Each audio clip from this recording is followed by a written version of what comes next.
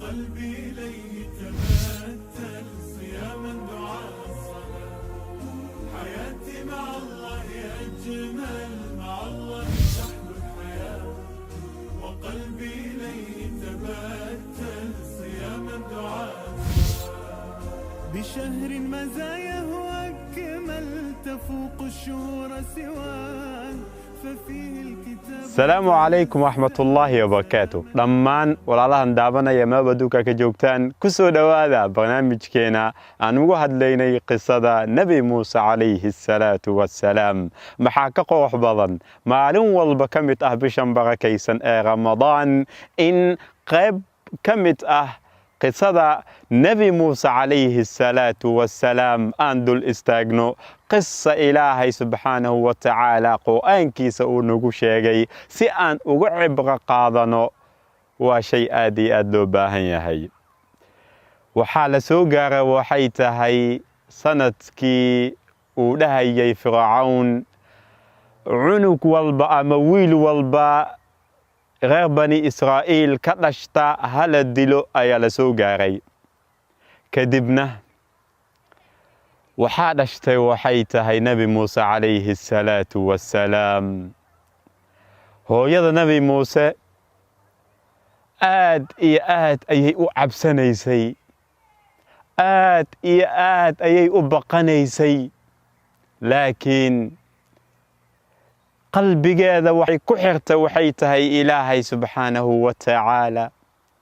qalbi ku xiran Ilaahay subhanahu wa ta'ala marna ma cabsado. aad iyo aad bay u cabsanaysay. waxay ka cabsanaysay waxay tahay cunugeedii 9 bilood caloosha ay ku siday in laga dilo. ila sabiro maamo 9 bilood caloosha ku siday cunugeeda, cunugaasna markii la dhalo haddii la dhaho ka waran waa la dilaya. soo ma ahan qasaaro, soo ma ahan shay xanuun badan, shay murug badan. wallahi hooyooyinka ayaa dareemi kara, laakiin Ilaahay subhanahu wa ta'ala wallahi marna ma ogolaanayo dulmiga. Ilaahay subhanahu wa ta'ala marna ma ogolaanayo xaqdarada. Ilaahay subhanahu wa ta'ala wuu u jeeda Fircawn inuu rabo inuu dilo cunug walba dhashta oo wiil walba dhashta ka mid ah bani Israa'iil, laakiin markaan way ka duubnaan doontaa marka kale oo dhan.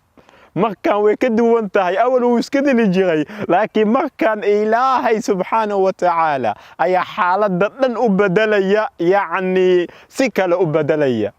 waxaa dhashanaya waxay tahay wiil lagu magacaabo Muuse calayhi salaatu wassalaam. Ilaahay wuxuu leeyahay wa awxaynaa ilaa ummi Muuse an ardiciih. waxaan u waxyoonay Nabi Muuse hooyadiisa, yacni waxaan ku ilhaaminay inay dhasho. markay dhasho kadibna ay naas nuujiso, kadibna hadday u cabsato inay sanduuq ay ku rido, sanduuqaasna ay raacsiiso. yacni markaas waxaa u dhowaa waxay tahay webiga Niil ayaa u dhowaa meesha inay ku tuurto. Ilaahay subhanahu wa ta'ala kadib wuxuu yiri waxay tahay walaa takhaafi walaa taxzani. ha murugoonin hana walwalin, sameey uu kaliya arrintaas. ana xalka keenaya, ana arrintan yacni xalinaya, aniga itala saaro. ha baqin, ha murugoonin, ha walwalin buu ku yiri casa wajal. kadib maxaa dhacay? حياتي مع الله أجمل، مع الله تحلو الحياة. وقلبي إليه تبتل صياما دعاء الصلاة. حياتي مع الله أجمل. bal fiiri kalsoonida hooyada Nabi Muuse calayhi salaatu wassalaam. cunugeeda way dhashay, laakiinse ayadoo ka baqaysa in la dilo ay waxay ku tuurtay badda. soo badda cabsi ma ahan. badda yaa cunuga qaadanayo, badda yaa cunuga wehel u ah.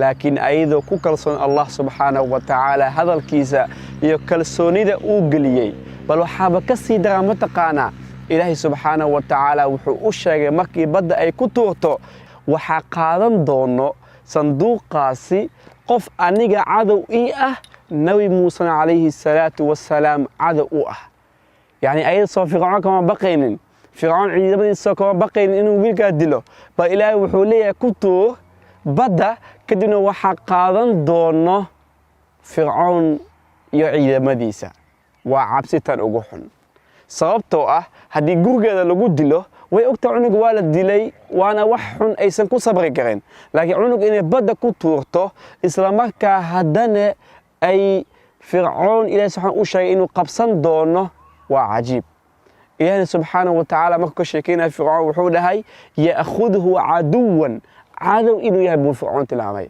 muxuu cadow u noqon waaye wuxuu cadow u yahay waxay tahay bani aadamka wuxuu cadow u yahay cunuga aan wax galabsan ilmaha reer bani israa'iil iyo qof kasta uu dulmiyey dulmiga uu ku qabsaday cadowtinimada waxa ugu xun waxay tahay cadowtinimada ugu xun waxay tahay in qofkan aadan u ogolay inuu noolaado noloshiisaba aad ka soo horjeedo taa waa cadowtinimada ugu xun waa cadowtinimo tan aan dhammaanaynin oo dulmi kan ugu xun waaye lidaalika ayadoo ilaahay subxaanahu wa tacaala ku kalsoon ayaa arrintaas samaysay laakiin ilaahay subxaanahu wa tacaala niyaddeeda wuu dejiyey wuxuu ku dhahay waxay tahay waxaan dhex dejinay waxay tahay nabi muuse calayhi salaatu wasalaam maxabbatan minii jacayl baan dhex dhigay qof kastoo nabi muuse arka waxaa la sheegaa waxay tahay ilaahay subxaanahu wa tacaala inuu jeclaysiin jiray wuu jeclaysan jiray bal ilaahay subxaanahu wa tacaala wuxuu quruxsiiyey waxay tahay shakligiisa iyo qaabkiisa nabi muuse calayhi salaatu wasalaam nabi muuse calayhi salaatu wasalaam ilaahay wuxuu dhahay walitusnica calaa cayni sanduuqa aad ku ridda ha cabsanayn nabi muuse hooyadiisay sababtoo ah anaa ilaalin doon buu allah subxaanahu wa tacaala tilmaamay ilaahay baa kafaalo qaaday ilaalada iyo inuu ummadda jecel dhex dhigi doono nabi muuse calayhi salaatu wasalaam ha u maleynin waxa aad ku tuuraysid webigaa niil aad ku tuuraysid cunugaaga sanduuqaas aad ku tuuraysid inuu fircoon dili doono la may ilaahay baa ilaalin doona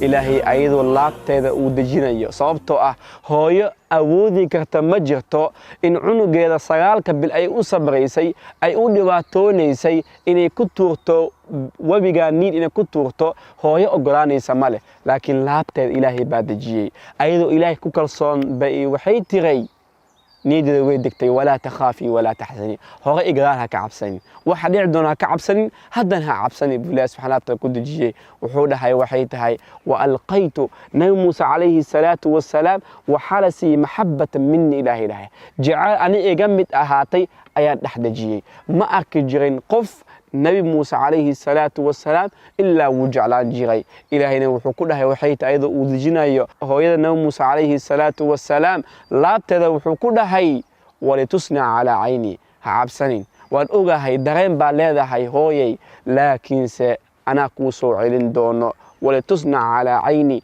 أنيغا با إلى علين دونو إلى لديدا بيكو أهانو دا وحكسو إلهي إلى هذه السنة وحكونا يسمى مجرى صابتو أدنك أنا هديكو كلمان إني كل ديواتين كما ديواتين كران إلا إلهي وحدونا معهنا أدنك أنا هدي دوني وحكو تران كما تركران إلا إلهي وحدونا معهنا كالسونا مركزتو أيويناتو إلهي سبحانه وتعالى وكل جريا لذلك قلبي هذا وحاكون والله وحيتهاي وكوينا كالسونا إلهي سبحانه وتعالى كالسونا دا سقفك هيستان إلهي ما ضيعيا بل وحقوق بدليا وحتيك ونكسن